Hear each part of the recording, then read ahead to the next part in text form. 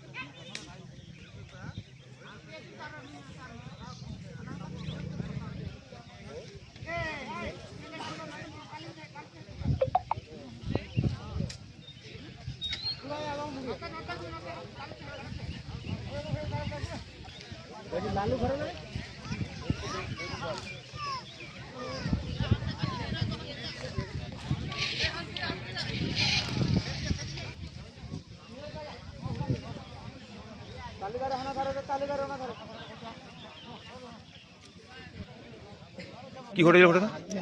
ঘটনাটা ঘটেছে বলতে আমাদের ওখানের একটা ভাতুরবান্দির একটি আমার ব্যক্তি মোহন সোরেন বলে নাম। তো বাগাখুলা আত্মীয়র বাড়ি এসেছিল। সে ফেরার পথে বিকাল নাগাদ হাতির কাছে পড়ে যায় সামনাসামনি।